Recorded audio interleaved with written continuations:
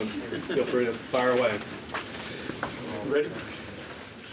Coach, so you got the big lead. Any concerns second half? Coaches are always concerned, I understand, but just your thought second half as they're trying to make a run? Well, it was how we were turning the ball over. They were just taking it from us. It was just clean steals, you know. The Wilson kid and Uzan, I think we're number one in the nation in fewest turnovers per game, like 8.6 or something like that. But how many we have tonight? We have 14. But you know what? West Virginia deserves a lot of credit for that. You know, the reason they were taking it from us is because they were taking it from us. Number Harris a problem on the ball.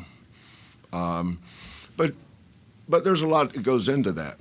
You know, what is it that lifts him up? And it's this crowd. You know, we kept the crowd out of it. And there was no reason for them to believe the first 20 minutes because we played so well. But, hey, in Darren's first year, they'd beaten Gonzaga, they'd beaten Kansas, they'd beaten Arizona, they beat Iowa State. There's a reason why. You know, coming in here today, if you'd have told me we were going to win by one, I wouldn't have played the game. Win by 1 point and go home. You've got that 2-game road trip at Kansas and at West Virginia. You know, this ain't no beauty contest. You don't put no pictures beside the score.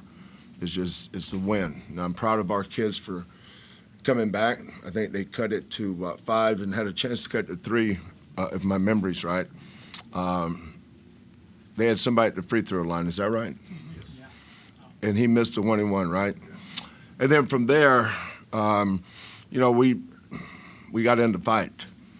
You know, they were not in the fight the first half, and we weren't in the fight for the first 7 or 8 minutes of the second half. But you know, it's the first time I've ever been to here. Although this should count something. I'm a huge fan of Jerry West because I'm old enough to have seen him and Wilt Chamberlain play in 1971 against the Knicks with Willis Reed and that bunch. But Jerry West and Sam Jones, watching those on Sunday afternoon with my father. And then my daughter's here, and I had her take a picture of me and Jerry West at statue. But yeah, Darren's done an awesome job. But you know, it took a lot out of them to get down 20, then come back and cut it to 5. And once we got we needed somebody to step up and make a play. They did a great job on Roberts. But I said, it's okay. We don't need him to score.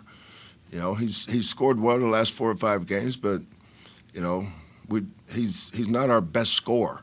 He has been because of the way they've been guarding him. But Darren did a great job with his game plan and took Juan's left hand away. And but that opened it up for other guys. Tugler played well tonight, 12 points. LJ had 17. Milos had 10. And Arcenaux.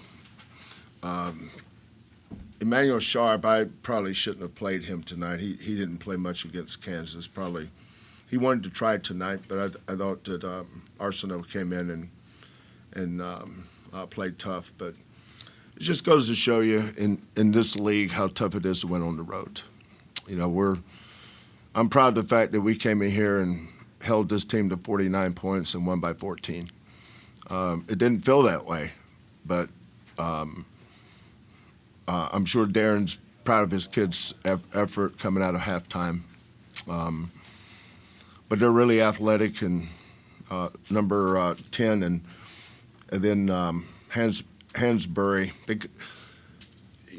They started hurting us on that 1-5 pick and roll, and then during one of the timeouts we switched it, and then they started trying to go inside.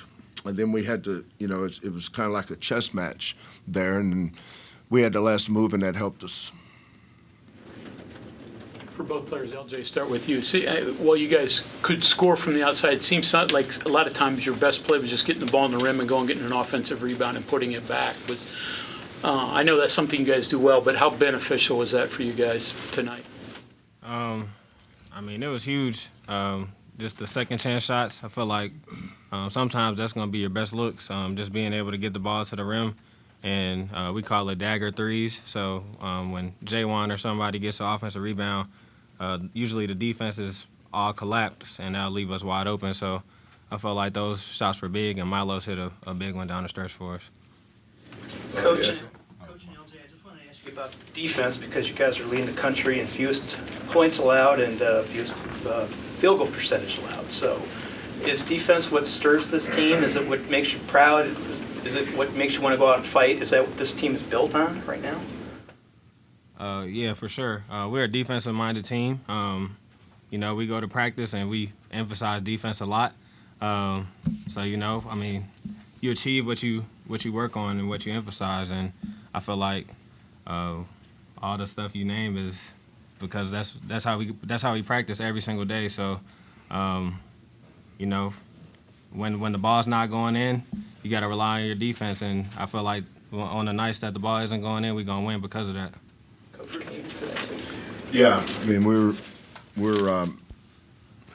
I think the last 8 years has probably been what we've been known for.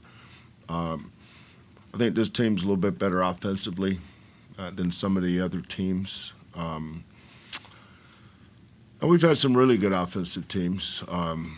The year we had the number 8 pick and the number 25 pick on the same team, that team was really good offensively. But this team is, with the transfer portal in the NIL era, we had 8 out of our top 10 guys come back, and we have 4 starters back, and that does make a difference, and that's part of our secret sauce is our program. And then having great kids. Character matters. Having kids that you don't mind losing with. There's some teams,